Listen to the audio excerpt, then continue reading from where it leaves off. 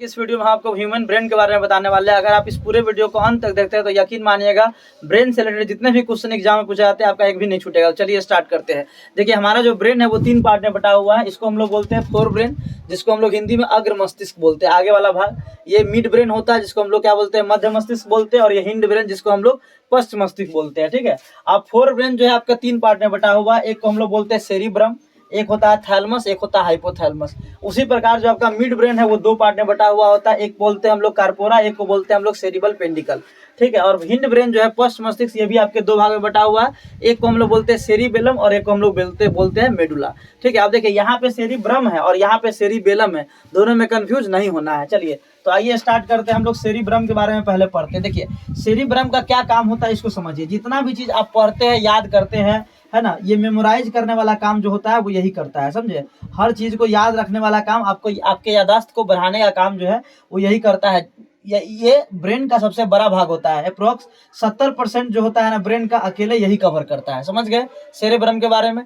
अब हम लोग थैलमस के बारे में बात करते हैं। थैलमस का क्या काम होता है? थैलमस जो है ना, ये आपके बाहरी चीजों का ज्ञान कराता है। जैसे मान लीजिए कि गर्मी का समय है और आपको कोई गर्म पानी आपके ऊपर डाल देगा तो आपको बहुत ज्यादा गर्म लगेगा, है ना।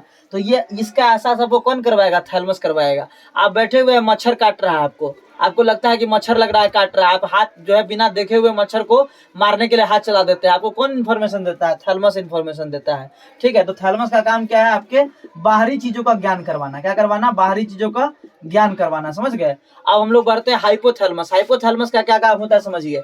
आपको भूख लगता हो, आपको प्यास लगता हो, आपको ताप लगता हो, गर्मी लगता हो अंदर से, मतलब कि आपको किसी से घृणा है, किसी से प्रेम है, ठीक है, इस तरीके का कोई भी चीज, आपको गुस्सा आ रहा है, आपको क्रोध आ रहा है, तो भूख, प्यास, ताप, लोभ, मोह, क्रोध, ये सब काम जो होता है उसके लिए थैलमस, हाइपोथैलमस जिम्मेदार होता है। समझ गए। तो हम लोग गाना सुनते हैं कि दिल टूट गया, दिल जुट गया। दिल का केवल इतना ही काम होता है, ब्लड को पंप करना। वो प्यार मोहब्बत जो भी होता है उसके लिए यही जिम्मेदार होता है आपका हाइपोथैलमस। तो ये ध्यान रखिएगा, हाइपोथैलमस का काम समझ गए। भूख, प्यास, ताप, लोभ, मोह, क्रोध, घृणा, प्रेम, जो भी चीज है इसके लिए कौन जिम्मेदार है? आपका हाइपोथैलमस। आप इसको नोट कर लीजिएगा। समझ गए।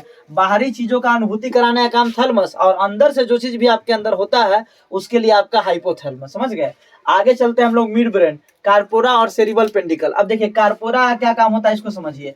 कार्पोरा का काम, जैसे मान लीजिए कि आपकी मम्मी अगर आपको बुलाती है तो आप बिना देखे समझ जाते हैं कि हमारी मम्मी का आवाज है ना। या फिर आपके कोई जान पहचाने कोई फ्रेंड है, वो अगर आपको बुलाते हैं तो आप समझ जाते हैं कि अच्छा वो ये तो सुरेश का आवाज लग रहा है, ये तो रमेश का आवाज लग रहा है, ऐसा आपको लग जाता है। इसका इन्फॉर्मेशन आपको कौन देता है? मिड ब्रेन का जो ये भाग है कार्पोरा, यही जो है आपको देखने और सुनने का काम होता है। जैसे मान लीजिए आप किसी को देखे रहते हैं 5 साल पहले, और अभी आप देख पहचान लेते हैं कि अच्छा ये तो राम है, इससे हम पहले मिले हुए थे। तो ये जो इन्फॉर्मेशन देने का काम आपको कौन करता है? कार्पोरा करता है। तो कार्पोरा का काम समझ गए, ये क्या करता है? देखने सुनने में मदद करता है आपको। समझ गए।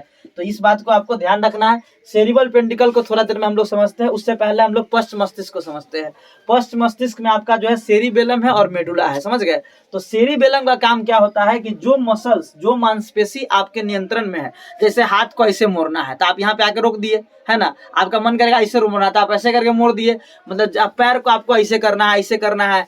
तो जो मसल, जो मांसपेशी आपके नियंत्रण में है ना, उस पे कंट्रोल रखने का काम कौन करता है? सेरिबेलम करता है। जब कोई आदमी बहुत ज्यादा शराब का सेवन कर लेता है तो उसका सेरिबेलम जो है काम नहीं करता, इसलिए उस आदमी को पता नहीं चलता है कि वो नाला में गिर रहा है, कि तालाब में गिर रहा है, कि कीचड़ में गिर रहा है, क्योंकि उसका सेरिबेलम पूरी तरीके से उसके कंट्रोल से बाहर हो चुका होता है। समझ गए। तो सेरिबेलम क्या करता है? आपको जो मसल्स आपके कंट्रोल में, आपका हाथ, आपका पैर, आपको यहाँ खाना पचना, वो आपके कंट्रोल में थोड़ी है। सांस का लेना आपके कंट्रोल में है, हृदय का धड़कना आपके कंट्रोल में है? नहीं है। समझ गए। तो जो आपके कंट्रोल में है ना, जो मसल आपके कंट्रोल में है, उसके लिए आपका क्या हो गया? ये आप हम लिख देते हैं क्या?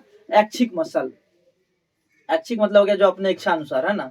अनैच्छिक मतलब जो अपने इच्छा अनुसार नहीं, तो अनैच्छिक बोल सकते हैं। मतलब जो मसल कंट्रोल में जो है ना, कंट्रोल में जो मसल है उसके ऊपर नियंत्रण रखने का काम कौन करता है? सेरिबेलम करता है। अब मेडुला क्या काम करता है? तो मेडुला जो मसल आपके कंट्रोल में नहीं है, जैसे खाना का पचना, है ना, भोजन जो है आपके पाइप नली के द्वारा, फूड नली के द्वारा अंदर जाता है, पाचन होता है, इसमें आपका कोई नियंत्रण है? सांस लेने में आपका कोई नियंत्रण है? हृदय के धड़कने पे आपका कोई नियंत्रण है? आप रोक सकते हैं कि नहीं आज हृदय को नहीं धड़कना है, हृदय नहीं धड़केगा तो ब्लड पंप नहीं करेगा, ब्लड पंप नहीं करेगा तो आप जी नहीं पाइएगा। समझ गए। क्योंकि उसी ब्लड में जो है पूरा ऑक्सीजन आपका जो है घुल करके जो है मिलता है, आपके भोजन को पचाने का काम करता करता है। तो मेडुला जो है, जो मसल्स आपके नियंत्रण में नहीं है, मतलब जो ऐच्छिक मसल्स है, जो अपने इच्छा के अनुसार काम करता है, उसको नियंत्रित करने का काम जो है मेडुला करता है। अब यहाँ पे हम आपको सेरिबल पेंडिकल जो है छोड़ दिए थे। अब इसका क्या काम होता है, इसको समझने से पहले आपको एक और चीज समझना पड़ेगा कि आपका जो ये रीढ़ का हड्डी जो है, इस बैकबोन जिसको बोलते हैं, उसमें एक पाया जाता है आपका मेरुदंड। क्या पाया जाता है? मेरुदंड।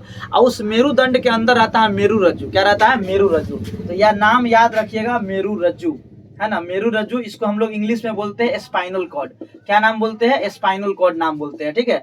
तो ये स्पाइनल कॉर्ड का काम क्या होता है, जैसे मान लीजिए कि आपका गर्म वस्तु पर हाथ पड़ते ही आप हटा लेते। जैसे मान लीजिए कि आपके घर में तवा पे रोटी बन रहा है, आपको पता नहीं था, आप आए, आपका हाथ पर, जैसे हाथ पर आप इसे हटा लिए, है ना। किसी व्यक्ति को आप थप्पड़ मारते हैं तो उसको जैसे आप थप्पड़ चलाते हैं तो उसका पलक क्या होता है? झपक जाता है। तो मतलब क्या है कि जो चीज जो है बिना निमंत्रण के जो चीज होता है, समझ गए कि नहीं, जिसके लिए आप तैयार नहीं होते हैं, है ना, इसको हम लोग रिफ्लेक्स एक्शन बोलते हैं। क्या बोलते हैं? Reflex action.